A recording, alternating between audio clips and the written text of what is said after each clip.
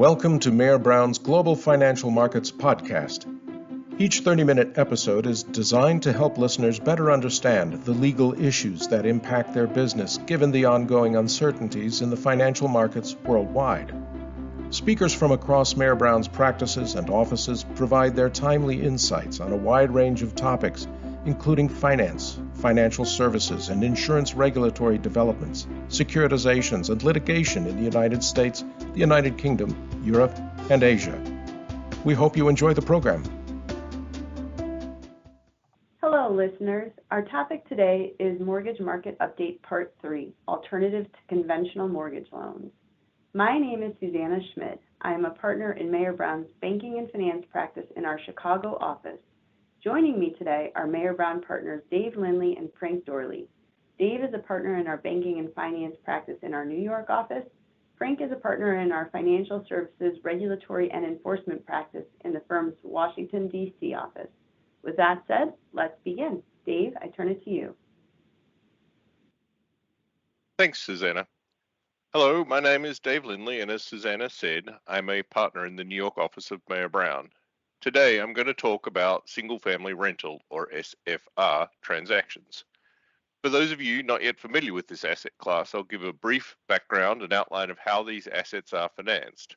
For those of you with exposure to SFR already, we will touch on the latest trends that we see in the market, both in warehouse and securitization transactions. At base, buying an investment property is a very familiar product. Almost the archetype mom-and-pop business is to buy an investment property or two and rent them out for both income and capital accumulation. SFR is the same business at scale. Scale itself demands significant investments in technology, including for marketing and leasing, compliance given state and local ordinances applicable to rentals, and also repair and maintenance. Some sponsors use in-house property managers, some hire third parties, and each has its benefits and challenges. Even in a single community, owning hundreds, thousands, or hundreds of thousands of homes is a logistical challenge. Houses need constant maintenance, and rental houses are no different, and in some cases have a very hard life. Let's talk about financing. On the warehouse side, these facilities are usually constructed using a borrowing base that multiplies the advance rate by the lesser of a broker price opinion or BPO value and the purchase price. There are usually not mortgages placed since warehouses are premised on a securitization or term refinancing takeout, and we sometimes see dwell time limitations on the line for this reason. The properties are titled in the name of an SPE, and there are customary all assets pledges by the SPE borrower. In addition, there is typically an SPE sitting above the borrower, called the pledgeor or the equity owner. Much like in commercial real estate, the equity owner gives a full recourse guarantee of the borrower's debt and secures that guarantee with a pledge of the equity of the borrower. The equity owner is not usually seen as a separate source of credit. Its primary function is to allow the lender to get a pledge of the SPE borrower's equity. In a default, the lender can then foreclose on the equity and thus easily gain control of the properties. This arrangement exposes the lender to property-level liens, and for this reason, it is common to have periodic lien searches to ensure clear title. But what are we seeing in warehouse? With higher interest rates, say, than 18 months ago, we're seeing lower advance rates, definitely, but not necessarily out of credit concerns. Interestingly, it is more a function of maintaining debt service coverage. The hope is that, as rents rise, with disciplined cost control, the properties will throw off more net cash flow, enabling them to cover more debt service and allowing issuers to seek higher advance rates. For the same reason, we do not really see lenders looking for mortgages at the warehouse level. Their concerns are not really credit-related, all other things being equal. There's lots more to say about warehouse, but let's move on to securitization. SFR securitizations bear similarities to RMBS and CMBS transactions, particularly the SASB or single asset, single borrower deals. Moody's and DBRS have published SFR specific rating criteria, and Fitch recently published a draft set of SFR criteria. SFR securitizations are definitely here to stay. SFR securitizations rely on the same borrower and equity owner model as warehouses do, but mortgages are required on the properties. I'll touch on a novel deal that Mayor Brown worked on recently, but the usual SFR securitization involves an accommodation loan. The lead left on the deal will have an affiliate make an accommodation loan to the borrower, secured by the mortgages and the equity pledge. The loan is usually 5 years with a 2-year yield maintenance protection and commonly does not have scheduled amortization. The loan is sold to the depositor for cash, and the loan is deposited into a securitization trust.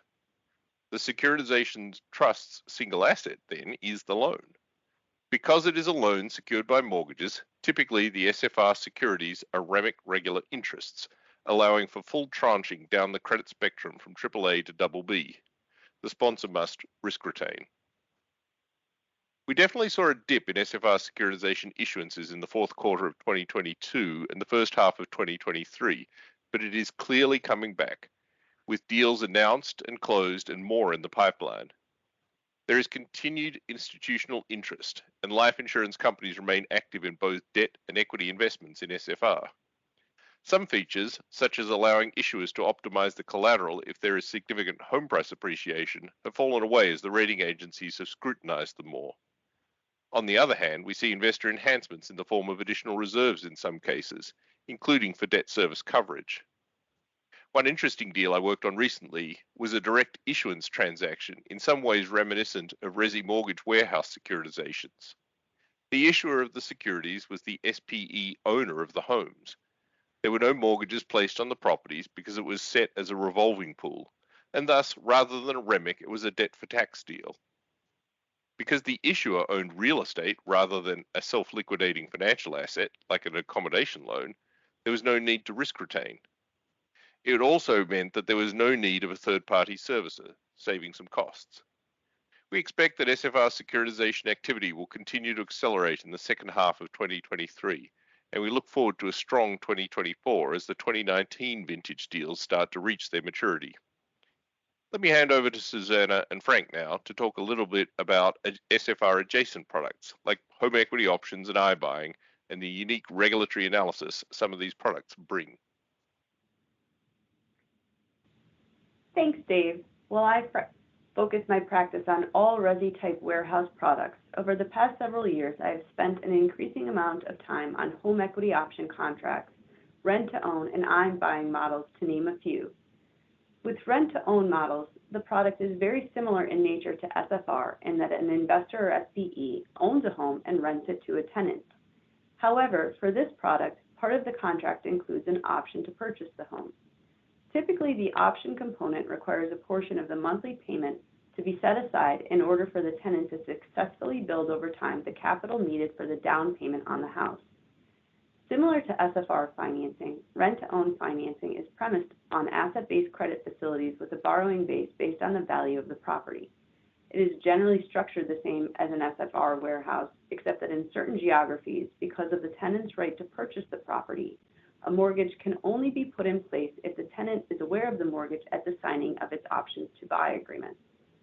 For these properties, a synthetic loan and mortgage is established between the SPE that owns the property at the signing of the rental and the SPE that owns the property, which can be transported over to a securitization or assigned to other SPEs in the investor's family of companies.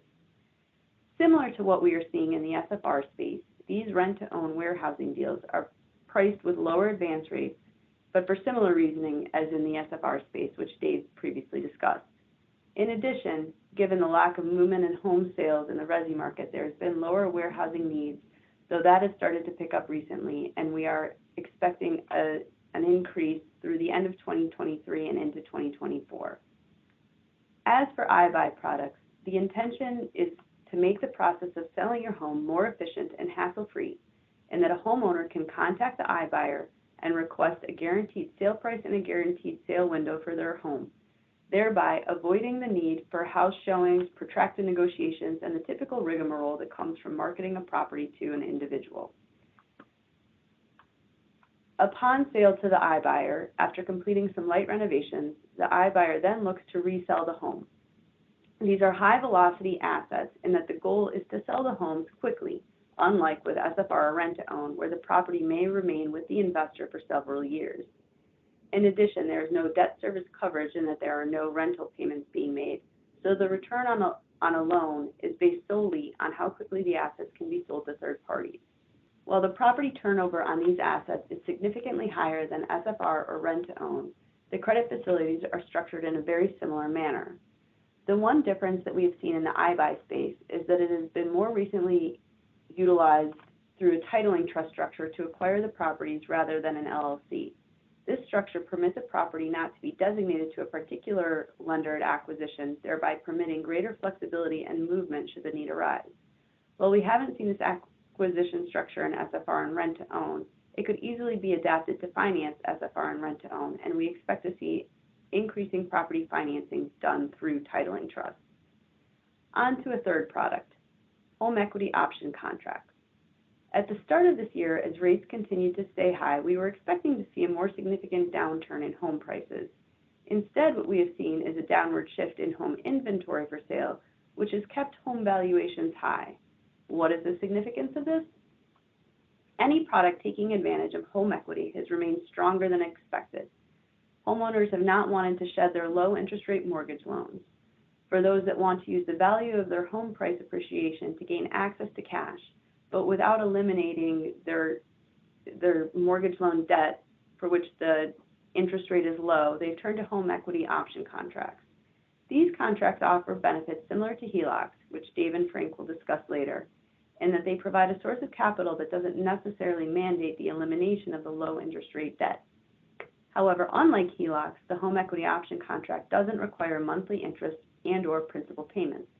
Rather, the consideration for the amount provided in the home equity option contract is that the investor is given an option to buy an interest in the house at some maturity date, unless the homeowner repurchases the option contract on or before such date. The repurchase price is based on the value of the home at such maturity date or date of repurchase, enabling the investor to participate in the appreciated value, which may be more meaningful to it than recouping interest on a loan. And with that, I will turn the conversation to Frank to discuss certain regulatory considerations for these products. Thank you, Susannah. I'm Frank Doorley, and I'm a partner in Mayer Brown's Financial Services Regulatory and Enforcement Practice. Susannah and Dave have done a great job talking about the transactional side, and I'll briefly talk about the unique regulatory analysis that applies to alternative products like home equity options, iBuying, and home equity lines of credit, or HELOCs.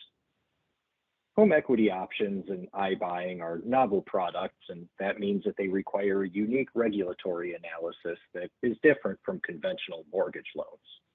We'll start with home equity options. A home equity option, as Susannah said, is nominally an investment contract. Now, one of the hallmarks of an investment is that there is a risk of loss.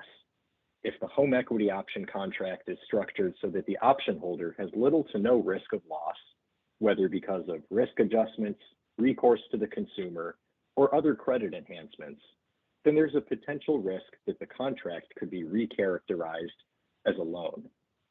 And recharacterization as a loan would create potential regulatory issues related to mortgage lender licensing, compliance with federal and state mortgage finance laws, and would also subject the originator of the option contracts to the supervisory authority of the Consumer Financial Protection Bureau, among other consequences.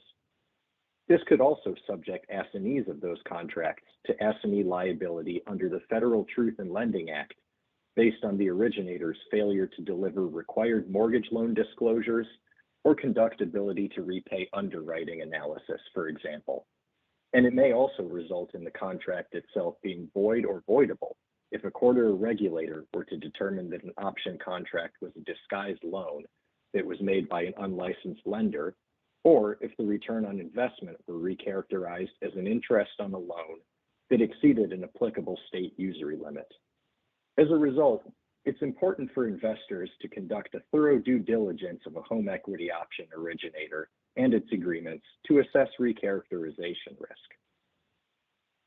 Although a non-recharacterized home equity option contract should not be a mortgage loan for purposes of federal laws like the Truth in Lending Act or the Real Estate Settlement Procedures Act, a few states, such as Connecticut and Maryland, have recently amended their mortgage licensing laws to specifically extend to home equity option contracts. So in these states, a home equity option contract originator may need some state mortgage lending licenses, even if their product isn't a loan for purposes of federal law. Another significant issue for any home equity option product is compliance with prohibitions on unfair, deceptive, or abusive acts or practices, or UDAPs as they're referred to in shorthand. Home equity options are novel and complicated products, and consumers might lack familiarity with how these products work and the material terms and conditions. Investors should conduct diligence of the originator's disclosures, marketing, and advertising materials to ensure that material terms and conditions of the product are presented clearly and conspicuously, and clearly identify the product as an option rather than a mortgage loan. iBuying products are more simple from a regulatory perspective and implicate fewer consumer financial regulatory issues. iBuyers do need to comply with the Fair Housing Act, which prohibits discrimination in connection with residential real estate transactions. Protecting consumers from unlawful discrimination has been a significant focus of the Biden administration, and the Department of Justice and CFPB continue to aggressively enforce the Fair Housing Act and related anti-discrimination laws. The CFPB recently stated that the use of technology, algorithms, and machine learning is not a defense to discrimination claims if an iBuyer uses algorithms or AI without appropriate controls to address potential risks, or that use technology in ways that lead to biased or discriminatory results, such as the iBuyer valuing homes at an artificially low level based on the homeowner's status as a member of a protected class. Just with any consumer-facing product, the material terms and conditions of an iBuyer agreement should be clearly and conspicuously disclosed, and advertising and marketing materials should be truthful and disclose any material limitations or conditions on the product. The iBuyer entity that is purchasing title to the property may also need to be licensed as a real estate broker in many jurisdictions and comply with the substantive compliance obligations that apply to real estate brokers, like record retention requirements and providing disclosures to buyers. Next, I'll shift back to the residential mortgage lending space and talk about home equity lines of credit. The current interest rate environment is causing consumers to shift away from using unsecured personal loans to finance home improvements, debt consolidation, or other purchases, and instead look to obtain financing through home equity lines of credit or closed-end subordinate lien mortgages, which can offer higher amounts of credit and lower rates, especially for homeowners who have seen the value of their property and their equity increase. I'll start by talking about the unique regulatory issues that arise with HELOCs and how they differ from the regulatory landscape that applies to typical first lien purchase loans. Of course, the major difference between HELOCs and conventional purchase loans is that the HELOCs are revolving open-end credit, and that means that they are not subject to some of the more onerous compliance obligations that apply to closed-end mortgage loans, including the TRID disclosure rule, the Truth in Lending Act loan originator compensation and anti-steering rule, and the CFPB's TILA-RESPA mortgage servicing rules. In addition, HELOCs are not subject to the CFPB's ability to repay rule that requires a closed-end mortgage lender to consider the borrower's ability to repay the loan and verify the information that it uses to make that determination using reasonably reliable third-party records. This exemption allows HELOC creditors to issue faster approvals, which can make them more attractive to consumers seeking quick and frictionless financing. Of course, these exemptions are applicable only if the HELOC is not structured to evade the closed-end compliance obligations, which means that the HELOC has to be self-replenishing and allow the borrower to obtain additional credit as they pay down advances. And the lender has to reasonably contemplate that there will be repeat transactions under the HELOC. One regulatory disadvantage that subordinate lien HELOCs have compared to a first lien purchase loan is that first lien loans enjoy federal preemption of state interest rate limits, at least in the vast majority of states that have not opted out of federal first lien preemption. Because subordinate lien mortgage loans do not enjoy categorical interest rate preemption, unless the creditor is a bank or another entity that has independent rate authority. A HELOC creditor may need to obtain state consumer loan or subordinate lien licenses in addition to their mortgage licenses in order to impose interest or finance charges that exceed a state usury limit. In some states, this limit can be as low as 6 to 10%, which can be challenging in the current rate environment. In addition, Regulation Z prohibits HELOC creditors from changing the terms of a HELOC plan except in limited circumstances, such as if the change is agreed to by the borrower in writing or provides an unequivocal benefit to the borrower. And creditors are also prohibited from freezing or reducing the credit limit or terminating a HELOC except in specific circumstances, such as failure by the borrower to meet their repayment obligations or in the event of fraud or material misrepresentation by the borrower. Last, one issue that HELOC investors should consider is that a HELOC typically will carry an obligation for the lender or holder to fund advances during the draw period. In some states, licensable mortgage lending or mortgage banking activity includes the act of dispersing funds on a loan or advancing funds to a borrower. As a result, HELOC investors may wish to consider structuring options so that a state licensed or exempt entity is the party responsible for advancing funds to borrowers, in order to avoid inadvertently exposing a securitization vehicle or other unlicensed holder to the potential application of state licensing laws. Now let me hand it back to Dave to talk a little bit about HELOC securitizations. Thanks, Frank. Susannah and Frank both touched on this, but it probably bears repeating. With significant home price appreciation during and after COVID, and continued and perhaps increasing interest in hybrid working, the primary home ownership market in the United States is strong. Couple those factors with significant interest rate rises from historic lows, and you have an interesting dynamic. A large population of people sitting on homes whose value has increased and who are highly incentivized to remain in their homes, both for personal reasons and because they are enjoying fixed interest rates that are significantly lower than they could obtain today. That means a lot of unlevered equity in primary residences, and that has brought back our old friend, the HELOC securitization. Before the 2008-2009 financial crisis, HELOC securitizations were a strong niche within RMBS. The crisis very much ended that. The key challenge for HELOC securitizations, then as now, is solving for future draws that Frank touched upon.